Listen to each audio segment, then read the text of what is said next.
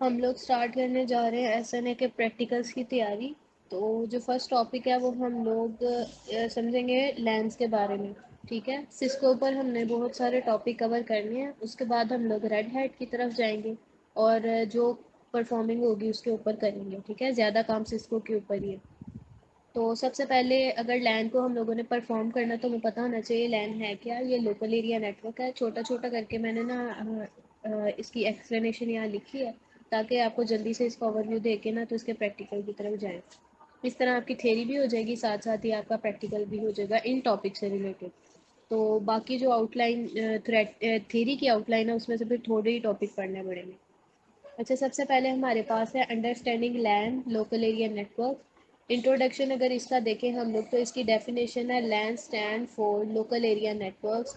It is a network that connects the computer and devices within a limited geographical area. Limited geographical area यानी कि एक छोटे से area के ऊपर ये सारा काम जो है वो परफॉर्म होता है। सच एज होम, जैसे कि घर के अंदर आपके डिफरेंट डिवाइसेस आपके राउटर साथ जुड़े हैं वाईफाई के, तो वो आपका एक लोकल एरिया नेटवर्क है। अगर कोई ऑफिस है तो ऑफिस के जितने कंप्यूटर्स हैं या उनके डिवाइसेस हैं वो सारे उधर के राउटर से जुड़े हैं, तो वो उनका लोकल एरिया नेटवर्क है। और इसी तरह स्कूल्स में भी अगर पर्पस देखा जाए इसका तो LANs are designed to facilitate communication and resource sharing among connected devices, यानी कि कनेक्टेड डिवाइसेस के दरमियान में डाटा को शेयर करने के लिए हम लोग इसे इस्तेमाल करते हैं। इसकी हिस्ट्री की तरफ चलते हैं। इसकी हिस्ट्री हमारे पास क्या है कि ये डेवलप कब हुआ था और ये कि इसके सिग्निफिकेंसेस क्या है, इसको बनाने की वजह क्या थी। लैन सबसे पहले हमारे पास 1970 में आया था।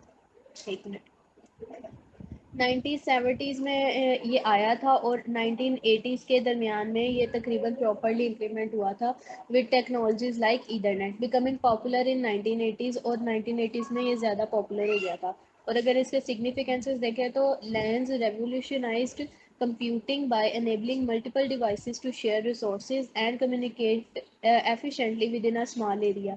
अब देखें, अगर आपके घर में छोटी सी आपके घर में ही तकरीबन हर कोई एक मोबाइल जो है वो यूज़ कर रहा है। अगर एक डिवाइस से कोई काम नहीं हो रहा तो वो डाटा दूसरे डिवाइस पर सेंड करके दूसरे डिवाइस से हम इजीली वो काम परफॉर्म कर सकते हैं। तो इस वजह से लैन जो सी थी उनको हमने क्रिएट किया था। लैन के कुछ कंपोनेंट्स हैं हमारे पास, जैसे कि कंप्यूटर डिवाइसेस हैं। इन सबसे पहले तो डिवाइस होगा जिससे आप लोग क्या करेंगे, लैन क्रिएट करेंगे। फिर कुछ नेटवर्क कार्ड्स होते हैं जो नेटवर्क्स को डिफाइन करते हैं कि ये नेटवर्क्स हमारे पास बनने जा रहे हैं। फिर स्विचेस और हब्स ये शो करते हैं जिनके साथ हमारे ये डिवाइसेस कनेक्ट होंगे। एंड देन केबलिंग के जहाँ से हमारा नेटवर्क का डाटा सारा पास होगा, लाइक ईथरनेट वगैरह। And then wireless access point, और फिर कुछ वायरलेस एक्सेस पॉइंट भी होते हैं यानी जिनमें हमें फिजिकल कम्युनिकेशन नहीं बल्कि वायरलेस कम्युनिकेशन हम लोग करते हैं, नॉन फिजिकल। तो ये सारे इसके कंपोनेंट्स हैं। अगर टाइप ऑफ लेंस की बात करें तो एक वायर्ड और एक वायरलेस होगी। वायर्ड जिसके अंदर हम ईथरनेट का यूज़ कर रहे होंगे और वायरलेस जिसके अंदर हम लोग वाईफाई का यूज़ करेंगे। ठीक है, तो यहाँ तक हमारे पास इसके टाइप्स भी जो है वो क्लियर हो गई थी। ओके, नेक्स्ट अब हम इसकी देख लेते हैं कि वर्किंग कैसे करता है। ये डाटा ट्रांसमिशन परफॉर्म करता है और जो कुछ प्रोटोकॉल्स होते हैं ना उन्हें यूज़ करता है। डाटा ट्रांसफ़र करने के लिए क्या करते हैं कि data is sent in packets from one devices to another. Switches manage the data flow to ensure it reaches the correct destination, यानी कि दो डिवाइसेस हमारे होते हैं, एक सेंडर कहलाता है दूसरा रिसीवर कहलाता है और दरमियान में स्विच लगा होता है। अब इससे आपको पता लग रहा होगा कि फिजिकल स्ट्रक्चर इसका कैसा होगा। दरमियान में हम ईथरनेट का यूज़ करें ना करें ये हमारी मर्ज़ी है। और फिर क्या होगा कि वो पैकेट्स जो वो जो डाटा है वो पैकेट्स के फॉर्म में हमारे रिसीवर तक जाएगा। और फिर वहाँ से हमें एक्नॉलेजमेंट मैसेज आता है कि वहाँ पर रिसीव हो गया। जैसे आप व्हाट्सएप पे जब मैसेज भेजते हो तो डबल टिक हो जाता है ना आपका मैसेज, जिससे पता लग जाता है कि आपका मैसेज वहाँ पहुँच गया है। एंड देन वो ब्लू टिक में कन्वर्ट हो जाता है ताकि आपको ये पता चल सके कि उसने रीड भी कर लिया है। और इसके बाद आते हैं प्रोटोकॉल्स की बारी। तो प्रोटोकॉल कौन कौन से यूज़ होते हैं। अगर हम वायर्ड नेटवर्क यूज़ कर रहे हैं तो ईथरनेट हमारे पास यूज़ होगी। ईथरनेट खुद एक प्रोटोकॉल है। और उसके बाद अगर हम लोग वायरलेस कर रहे हैं तो IEEE का जो हमारे पास है ना प्रोटोकॉल, वो हम लोग यूज़ करेंगे। ये स्टैंडर्ड प्रोटोकॉल है वायरलेस डाटा ट्रांसफ़र करने के लिए। इसके बाद इसके कुछ बेनिफिट्स हैं। लैन के रिसोर्स शेयर करता है, स्पीड इसकी अच्छी है और सिक्योरिटी हमें प्रोवाइड करता है। और अगर इसकी एप्लीकेशन देखें तो होम नेटवर्किंग के लिए, ऑफिस नेटवर्किंग के लिए और फिर एजुकेशनल इंस्टीट्यूशन में हम इसका यूज़ कर सकते हैं। तो यहाँ तक तो इसका सारा जितना भी डाटा है ना वो हमारा क्लियर हो गया। नेक्स्ट अब हम लोग क्या करेंगे कि इसके अब अच्छा, अब हम लोग अपना जो वायर्ड नेटवर्क है ना लैन का वो क्रिएट करके देखेंगे। इसमें सबसे पहले आपने ये एंड डिवाइसेस में जाना है और यहाँ से ना 2 पीसी सेलेक्ट कर लेने हैं। अगर आप लोग कंट्रोल और शिफ्ट को दबा के फिर पीसी को सिलेक्ट करेंगे ना तो आप फिर जितने मर्जी पीसीज ले सकते हैं, अदरवाइज़ आपको बार बार अलग अलग से पीसी को सिलेक्ट करना पड़ेगा। इसके बाद आपने नेटवर्क डिवाइसेस में जाना है और एक स्विच यहाँ से ले लेना है, ठीक है। पीटी स्विच ले ले। पीटी स्विच वो स्विच है जिसके अंदर हर तरह का मॉड्यूल पड़ा हुआ है, इस वजह से इसको नाम पीटी का दिया गया है।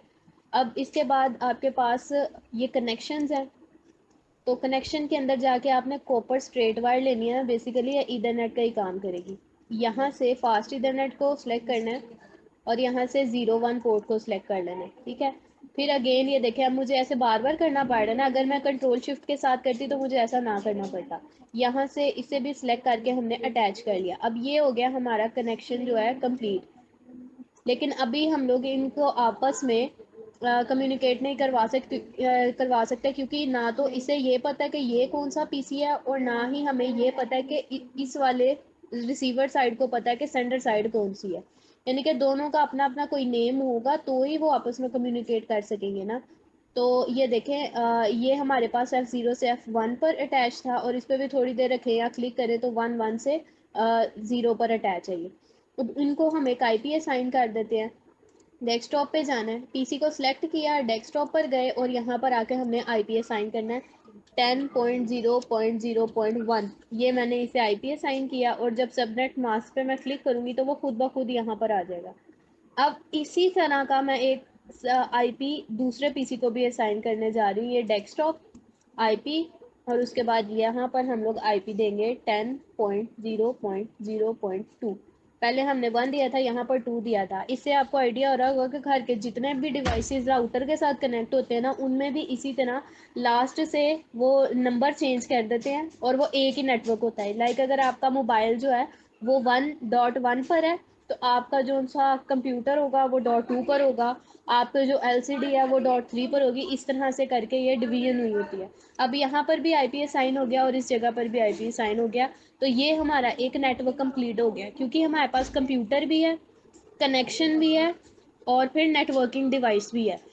कंप्यूटर डाटा सेंड करेगा या रिसीव करेगा, कनेक्शन हमारे पैकेट्स को लेकर जाएगा और स्विच उनके फ्लो को चेक करेगा। फ्लो को चेक करने से मुराद के कौन सा पैकेट कब जा रहा है, क्योंकि देखें हम लोग जो मैसेज सेंड करते हैं बाज़-औक़ात ऐसे होता है वो उसी सीक्वेंस में रिसीवर साइड पर नहीं पहुंचते। लेकिन स्विच को यूज़ करने की मदद से हमें ये चीज़ जो सी है ना उसका इतना ध्यान नहीं रखना पड़ता। स्विच जो है फ्लो को क्या कहते हैं बेटर बनाता है। अब हमने इसके अंदर एक मैसेज पास करवा के देख लेना, ये मैसेज पासिंग का तरीका है।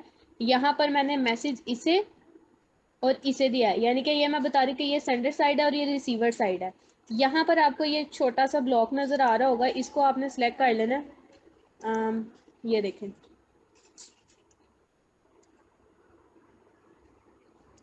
आई होप आपको यहाँ नज़र आ रहा होगा सक्सेसफुल लिखा हुआ। ये जब मैंने मैसेज सेंड किया ना यहाँ से यहाँ पर, तो ये देखें ये सक्सेसफुल लिखा हुआ है, यानी कि मेरा जो मैसेज है वो सक्सेसफुल पहुँच गया है।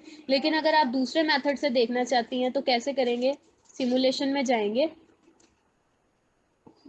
सिमुलेशन में जाके आपने एक मैसेज यहाँ से अगेन लेकर इधर देना है। तो यहाँ पर आपको इसकी वर्किंग शो होगी कि किस तरह मैसेज आ रहा है। पहले रिसीवर से स्विच के पास गया, स्विच इसे अगले पीसी के पास ट्रांसफ़र करेगा, ठीक है। इससे ट्रांसफ़र किया, बेसिकली स्विच क्या करता है ब्रॉडकास्ट कर देता है मैसेज को और जिसके पास उसका एड्रेस मैच कर जाता है ना वहाँ से वो वापस आता है। अब ये देख सकते हैं आईसीएमपी का यहाँ प्रोटोकॉल यूज़ हो रहा है, ठीक है ना। और इस तरह हमारे पास किस तरह पूरा पाथ बना वो भी हम लोगों ने देख लिया और ये टिक का निशान शो कर रहा है कि आपका जो सा मैसेज है वो पहुंच गया, ठीक है। यहाँ से आप रीसेट सिमुलेशन करके यहाँ से डिलीट इवेंट करेंगे तो ये मैसेज यहाँ से ख़त्म हो जाएगा। तो ये थी हमारे पास सिंपल ईथरनेट लैन, ठीक है। आई होप इसकी आपको समझ आ गई होगी।